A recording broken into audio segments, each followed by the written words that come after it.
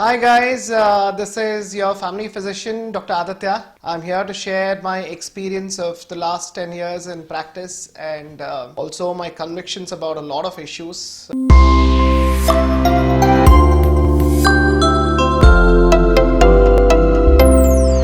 So today I want to talk about lower back pain. Why these cases have gone up in the last 6 months, I will tell you. But this was one topic that I really felt important was discussing with all of you. The presentation of a lower back pain is very varied. So people can just complain about a lower back pain, or they can complain of a pain that is starting in the lower back and going down all the way into the leg, either on one side or on both sides, or it can present as a very benign radicular manifestation like a burning sensation, or it can even present as a heel pain or a knee pain that is very inconsistent. The mechanism of how pain starts is very complex. I don't want to go into the technicalities right now, but yes, a lower back pain, whether it is serious or no, is what you guys need to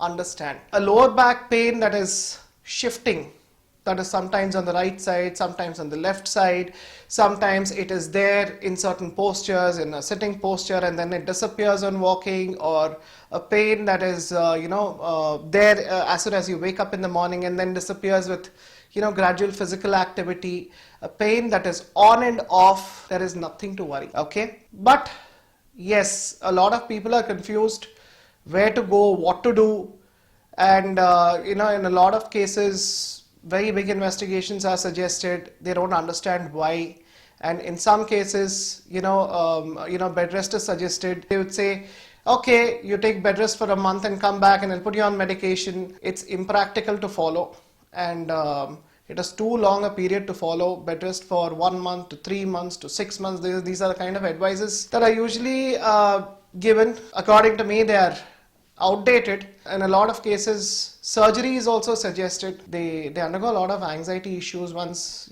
somebody suggested surgery. So I will tell you why you're not a case for surgery. A simple case of lower back pain, though it is chronic in nature, in about 90% of the cases, these changes are all age related, degenerative. So as age advances, there are changes even in the spine that happen that you see on the MRI or on the X-ray or the CT scan.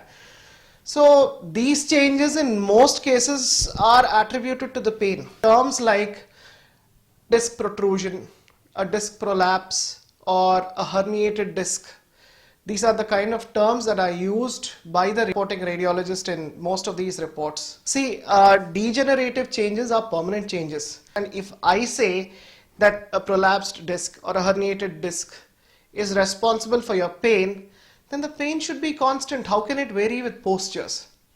See, if you are whether you sit, whether you stand, whether you walk, whether you lie down, the changes that are there in the spine are there, and they will only continue to increase as age advances. Now, how can you have an on and off pain? You cannot have pain that is increasing or decreasing with postures.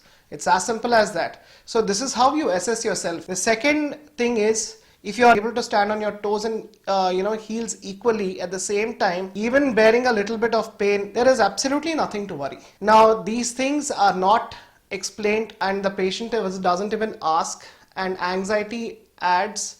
Anxiety actually amplifies the discomfort. So an element of anxiety also has to be ruled out. That is very important in most of these cases. So how do if the pain is because of anxiety? See, patients with anxiety, the typical way that they present with is they're able to do all their activities, but yet they complain of pain. The only thing that is constantly in their mind is my pain, and the only thing they talk about is pain. They restrict their activities, they restrict normal married life, and everything is affected.